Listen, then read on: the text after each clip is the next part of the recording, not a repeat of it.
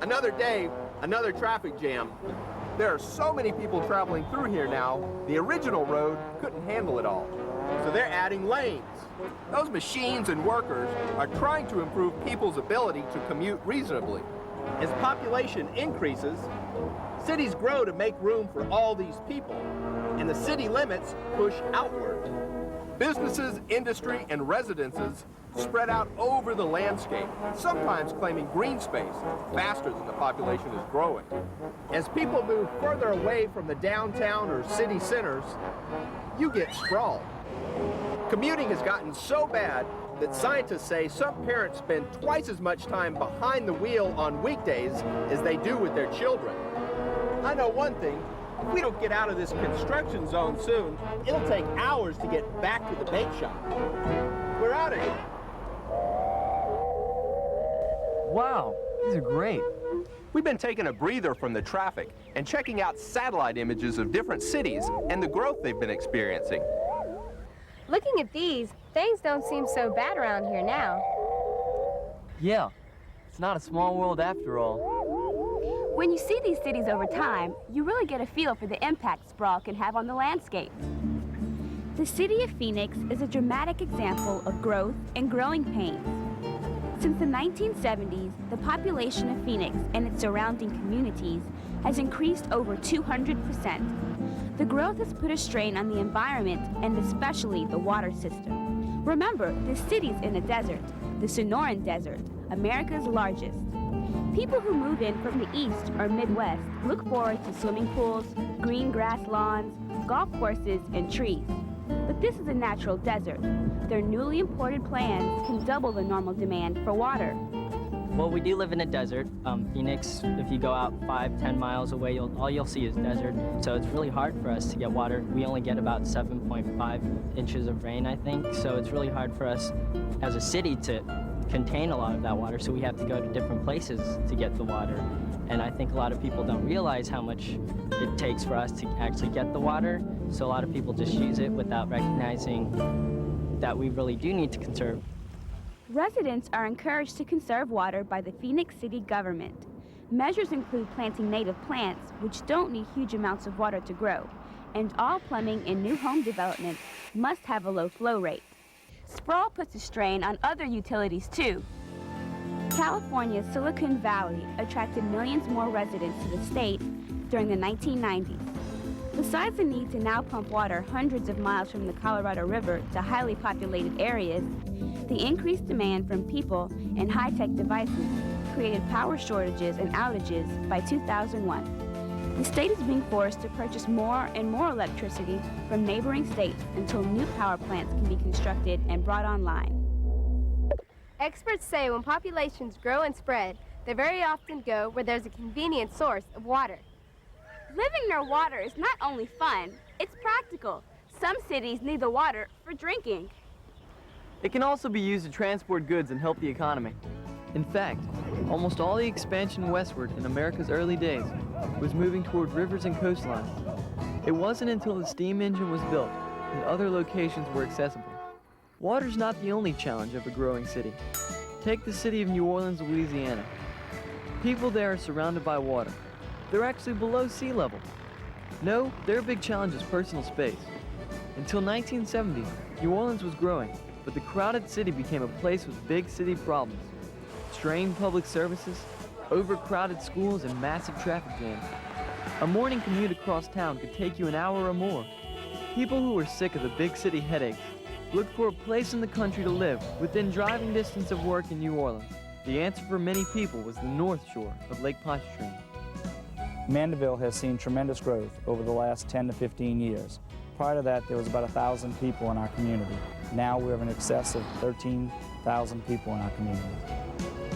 One example of the growth in this area is the traffic that you see in the background behind me that continues to pass day and night. The traffic has greatly increased over the last 10 to 20 years. Mandeville seems to be so very spread out now. The time to travel from one distance to another has quadrupled. When my mom was my age, she could walk a half a block to the post office or the grocery store. But now, whenever we need to go there, we have to drive. This was the center of town. The bank, the post office, every convenience known was within walking distance. There were churches, schools. We could walk everywhere we wanted to go. Now, to shop, to bank, to go to the post office, to go to school, work, etc., you have to get in the car and drive everywhere.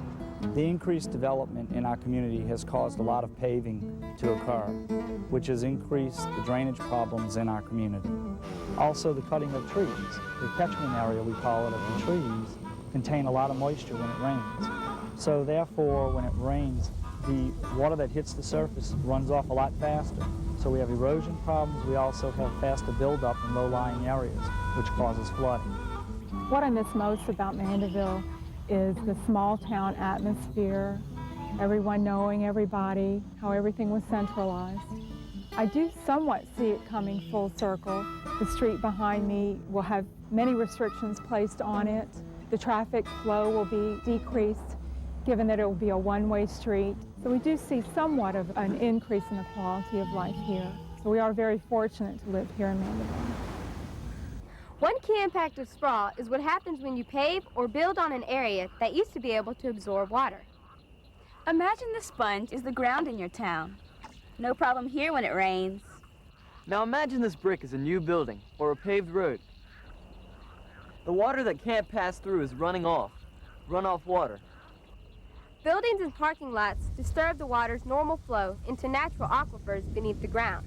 This creates what's called runoff water, which sometimes carries with it pollutants from farms, factories, sewers, and recreation areas. Even without pollutants, runoff water can disturb a lake or river simply by picking up loose sediment in large amounts. And during warm weather, if the temperature of runoff water is high enough, it can increase a lake or river's temperature so much that it impacts marine life.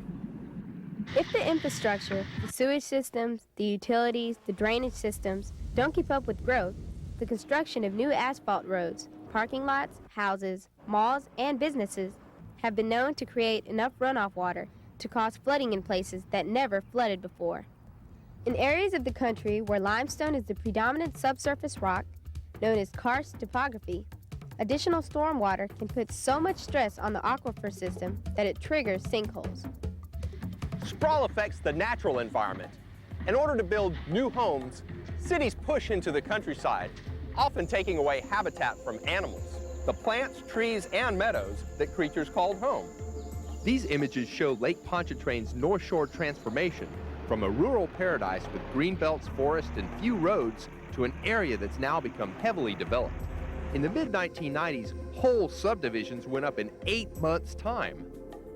When sprawl breaks up forests, it can have a big impact on wildlife, especially on animals that travel long distances. Forest fragmentation in the northeast United States has reduced the number of red-shouldered hawks and puma that need a lot of territory to thrive. In the Midwest, it's the loss of another green space, prairies, that is threatening reptiles like the ornate box turtle that need the dry, sandy soil to hibernate in and to lay their eggs. Students at Pelican Island Elementary School in Sebastian, Florida, have become landowners in order to protect threatened wildlife. Right now I'm standing on the coastal xeric scrub, and it's actually located on our school campus. The coastal xeric scrub is a dry, sandy environment which is home to many animals and plants who can only live in this area. It's in the historical sand ridge that runs only through the center of Florida that came about during the Ice Age when the water levels were up and down. Some of the animals that live on the scrub habitat are, of course, the scrub jay, and then there's the gopher tortoise, and there's the indigo snake too. This is one of our scrub jays. They're very friendly birds, and they will come and sit on your head or whatever happens to interest them at the time. I have sunflower seeds in my hands, and what he'll do is fill his crop, which is right under his beak. It's so important to have the dry, sandy soil here because the scrub jays need to bury their food in it, which is called caching, so they can eat it during the winter when there's no more acorns left on the scrub oaks. The scrub jays are very endangered because of the urban sprawl and building, covering up the sand area and cutting down these oak trees. Their habitat's just becoming so fragmented, they have no place to live anymore. Our plan is to buy 18 residential lots around our school campus, and we've bought 3 so far, and we're working on the other 15, and we've raised $65,000, and we've had grants to help us buy the land. We're working on building a sanctuary once we have all of our property, and we're basically going to build more trails on our new land, but leave some of it untouched for the animals to have privacy when they need it. Once the properties are all purchased by the students, it will be held in perpetuity for the scrub jays and other animals and plants that live in this area. They will never be able to bulldoze and build over this land. It will be saved just for the animals and the plants to thrive. During the early 1990s, the population of Orlando, Florida grew by 30%, but during the same time, the city physically grew by over 68%. Loss of open space from sprawling development like this can lower the quality of life for residents and put unique environments in danger. But developers are beginning to use a more proactive approach when planning cities to take into account humans and their natural neighbors. Celebration USA is a planned community located just outside of Orlando, Florida. The entire community is surrounded by a 4,700-acre protected area or greenbelt that is home to several threatened, endangered, and protected species, including the American bald eagle. And only 1/3 of the Celebration property will be developed. The remaining area will be left as open space, conservation areas, preserves, and wetland buffers. To reduce sprawl, homes are built closer together, so they use up less land, and residences are centered around a town center to reduce traffic. Almost anything the residents want or need is within walking distance, even school. I'm Andrea Finger. I work for the Celebration Company's Public Relations Department, and we're standing in Celebration Savannah Square. If you take a walk through Celebration, you'll see that most houses have a front porch. You'll see that the lots look a little bit smaller, and you'll also see that there's a lot of green space in the community. You may also notice that there's less emphasis on the car. The early planners wanted to take away the emphasis from the car and put it back on people. One of the things that reduces people's reliance on the automobile in Celebration is that there's a lot of walkways. There's a lot of sidewalks, a lot of places to walk to.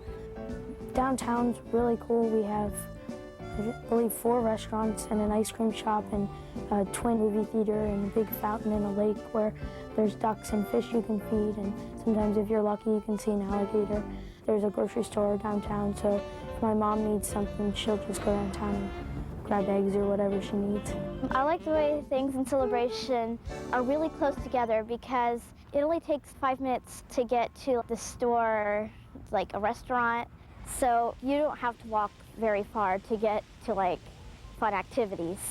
From one end of town to the other is 2 miles. That's the farthest things are apart here. I used to live on the other side of Orlando, and we had well water and septic tanks. We were like way out there, and it took me an hour and a half on the bus to get to school, which was just insane. And then we moved here, and now it takes me 2 minutes to get to school. Here I feel a lot more independent because I don't really have to wait for my mom to drive me somewhere. I can just walk down to my friend's house or downtown. Once you move here, it's like you stop getting used to the car. Communities like Celebration are a great way to prevent sprawl when starting from the ground up. But what about those cities and towns that have been around for a while? Is it too late for them? Portland has an older city core that's been here a long time that was built about 100 years ago, and it's one of the neighborhoods we're in right now is in Portland. And then, like most of the rest of the country, after World War II, we had an incredible growth here that was based on the automobile. In the 1960s and 70s, Portland saw disinvestment in its city and in its downtown. We found a lot of people wanting to move out into other suburban cities and other suburban communities, and so they started moving out into developments that were really sprawl. And because the Willamette Valley, where Portland is located, is some of the best agricultural land in the world, there was a real concern, how do we protect that, and how do we protect it from being just paved over? And so the people of Oregon passed laws that put a boundary, an urban growth boundary, around each city and said that inside that boundary is where we're going to have development and growth, and outside of it will be saved for farmland and forest uses, because those are the bases of our economy here in Oregon. Sprawl consumes more energy. It consumes more gasoline, it consumes more oil, it consumes more electricity, and it consumes more natural gas. You have to send those sources of energy further out to serve fewer people, and it's much more costly to be able to do that. One key piece of what we're doing here is rezoning our neighborhoods in the suburban areas to encourage higher density housing, to encourage businesses located near where people live. Very much like if you think about old Main Street, where your grocery store and your businesses and everything were located close to where people lived. What we found was through strategies of making areas nicer that were closer into the central city and closer into some of our older towns, we've been able to attract families back into neighborhoods.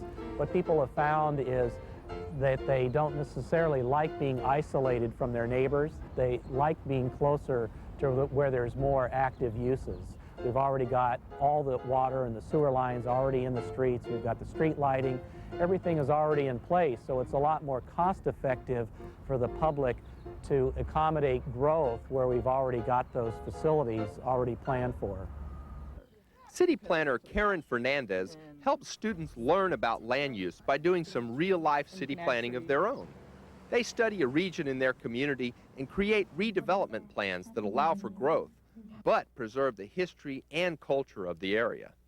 We go into the field and into the neighborhood and we look at the land uses. What types of residential structures are there? Are they single family? Are they multifamily? How many people may live in the area? What else is surrounding the neighborhood? Are there businesses? Are there mixed uses? Are there vacant lands and opportunities for new development? After we've gathered all the information, we sit down and sketch it out further and start to discuss as a group what may be missing and things they may have also learned from residents that live there.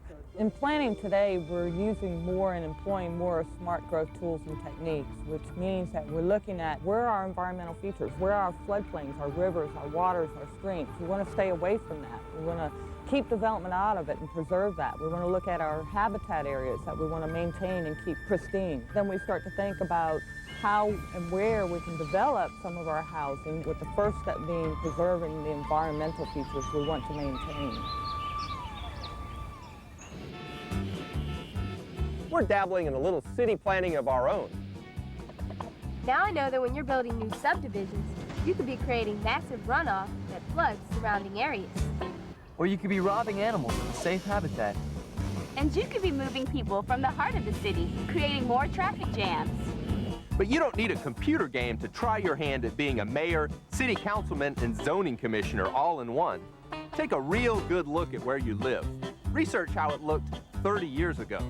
Talk to your parents, your neighbors. Research in the library. Map how it's different now. Then, here's your real challenge.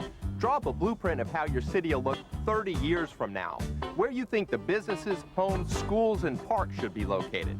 Okay, who wants to build the next great empire? House around here.